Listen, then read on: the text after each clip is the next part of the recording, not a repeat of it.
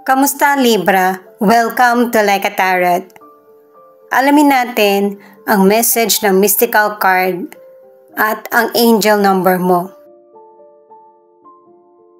Mamaya alamin natin kung ano yung situation mo, situation ng person mo, yung feelings niya at saka yung magiging outcome ng relationship nyo.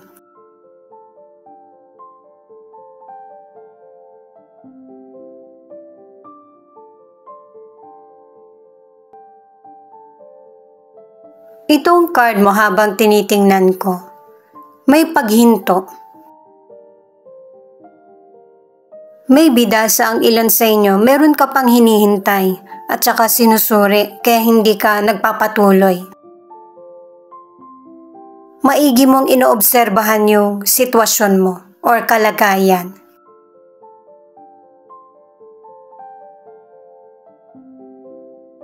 Kaya pala kasi, kaya may paghinto, may ilan sa inyo na meron kang sinimulan pero wala kang clue kung paano mo ito gagawin. Mas maigi na magtanong ka kaysa magpanggap na alam mo para hindi nakakaabala sa kapwa mo. May mga mangyayari sa buhay mo na marami kang matututunan at saka mas lalawak pa yung experience mo. Kailangan mo din ng patience at saka wala namang masama kung magiging mabagal ka. Lalo na sa mga hindi mo pa gamay na trabaho o kaya career. Pero kailangan mong tandaan or isulat para makakabawas sa pagkakamali. Ito naman yung angel number mo. 101. Set your intentions straight and focus on your goals. Magtiwala ka sa sarili mo kasi lahat naman matututunan natin at saka lahat naman tayo nagsimula sa zero. Na walang alam pero natutunan at saka pinag-aralan.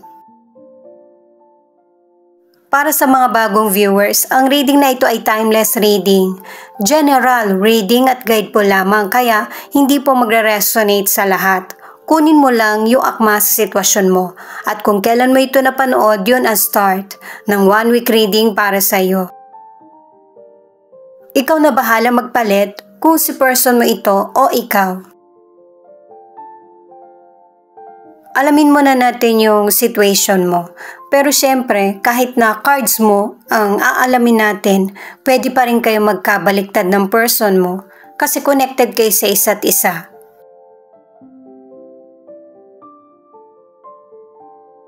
Eight of Wands, the Lovers, the Wheel of Fortune.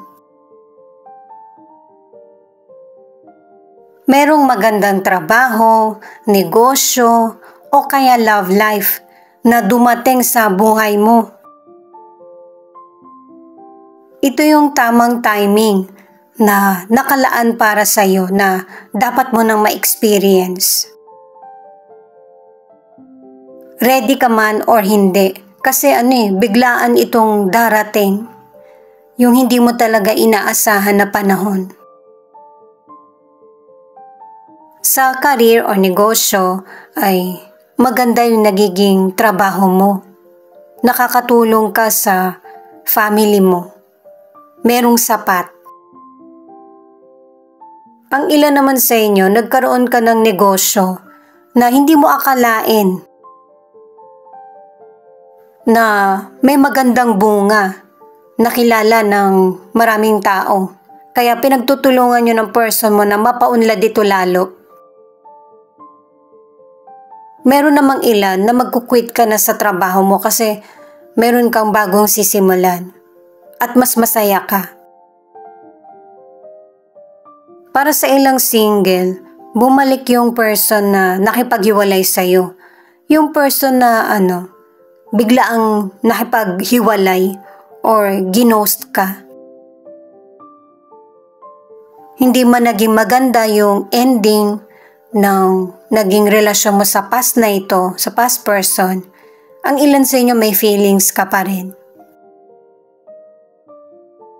Pero yung balikan na magaganap, hindi mo to iniisip. Ang nasa sa isip mo ay yung naging rason kung bakit kayo nagkahiwalay. Ang ilan na nasa relationship, pareho kayo ng person mo na committed sa relasyon. Busy man kayo, pero yung time nyo sa isa't isa ay nandun pa din. Yung pagmamahala nyo ay nananatili. Pero may mga sitwasyon na napapansin ka sa person mo, lalo na kapag seryoso siya. Pero kahit ganito yung nasa isip mo or nararamdaman, positibo nyo pa rin hinaharap ng person mo, yung buhay nyo. Ito naman ang cards ng person mo, the Empress, Ten of Wands, the Strength. May mga situation yung person mo na hindi niya, yung bang sadya na hindi niya sinasabi sa iyo. Kasi ayaw niya mag-alala ka at saka yung maging issue sa mga nakikialam or sa relationship nyo. May posibilidad na patungkol ito sa career or sa financial.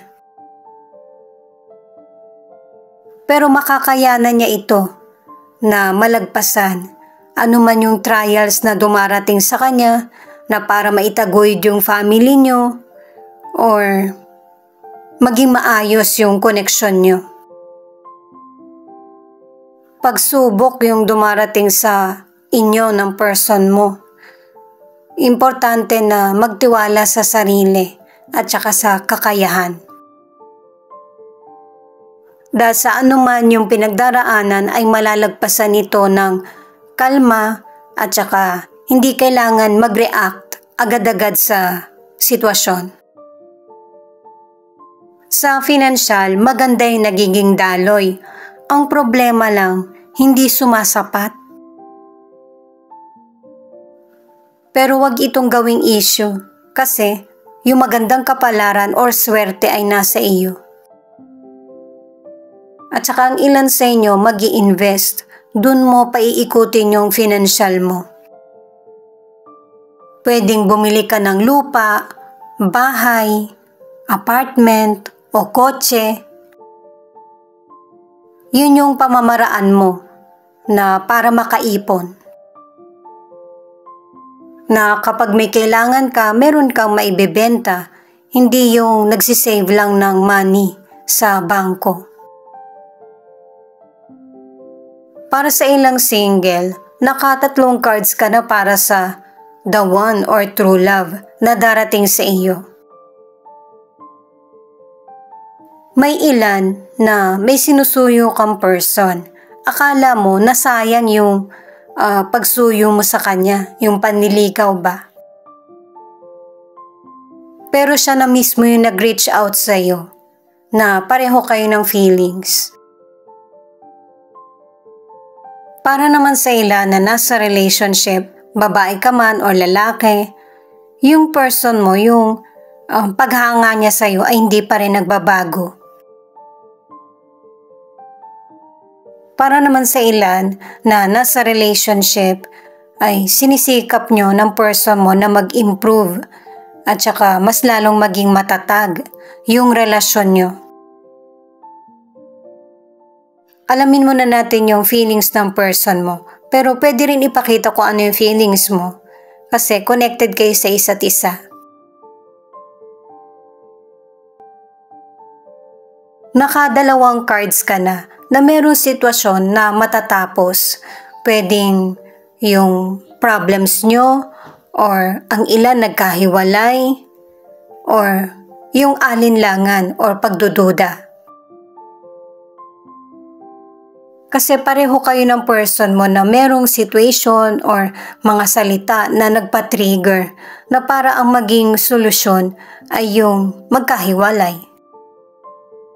At saka nabanggit ko yung person na bumalik, diba? Past person. May mga sitwasyon na hindi natapos or hindi nalaman yung katotohanan. Ngayon pa lang nagkakaroon ng clarity. Kasi itong person mo hindi niya kayang harapin yung mga sitwasyon na nangyayari sa inyo. Nagkaroon din ng pagkalito sa isip niya kaya ito yung naging solution. Yung i-let go or abandonahin yung person o relasyon. At sobrang nasaktan din itong person mo sa nangyari sa relationship nyo, sa mga nagkahiwalay o nagkakaroon ng tampuhan. At itong person mo ay iniisip niya na magkaayos kayo muli, magkausap man lang, or kung ano man yung magiging kahihinatnan ng sitwasyon nyo. Yung magkaroon kayo ng time together or makapag-date. Sasabihin niya na sa iyo yung totoo niyang nararamdaman, kung ano talaga yung nangyari sa kanya. Kasi gusto niyang maintindihan mo rin siya, kahit na meron man siyang nagawang hindi maganda sa iyo.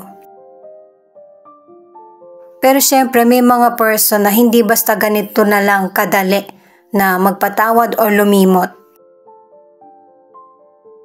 Kahit na meron mang love na nananatili.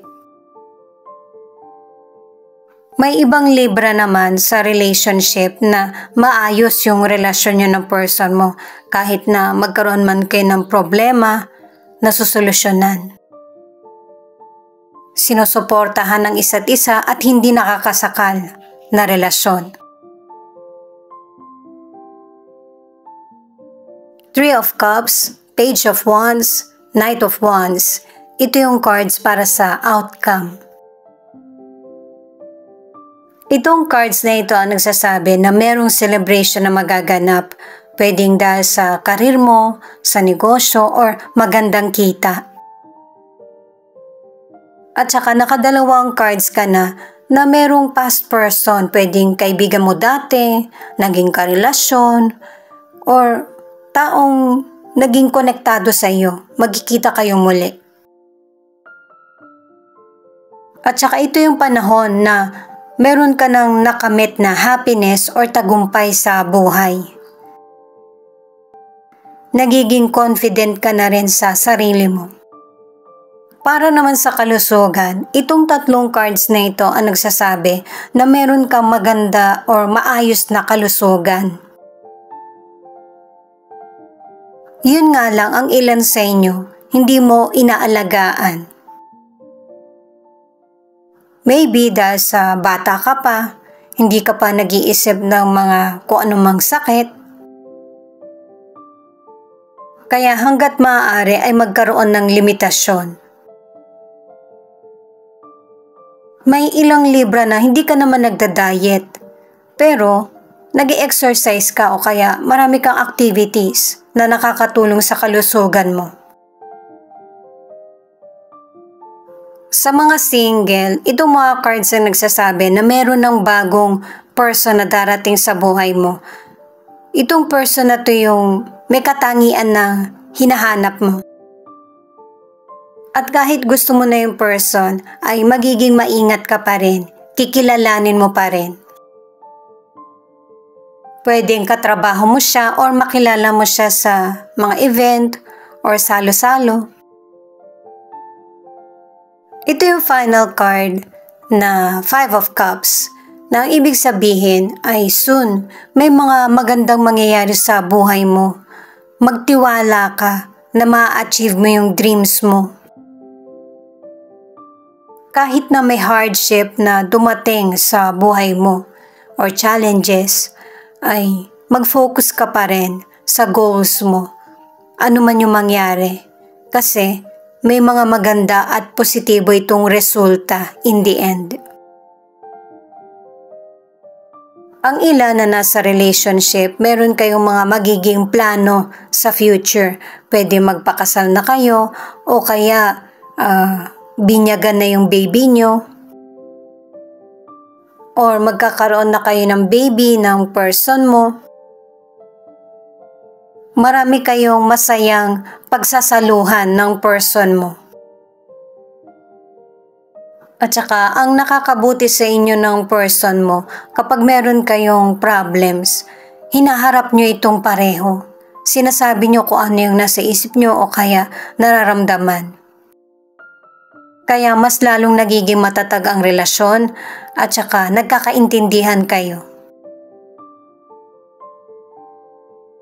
Sagittarius, Gemini, Capricorn, Leo, Aquarius. Ito yung ilan sa 12 zodiac sign na nangunguna sa reading na ito. Siya nga pala, thank you sa mga nag-like, share, comment, and subscribe. Ingat po kayo palagi saan man kayo naroon. Ito naman yung ilan sa letra na posibleng andito yung letra ng pangalan ng person mo or letra ng pangalan mo. D, O, I, P, A, F, V, C.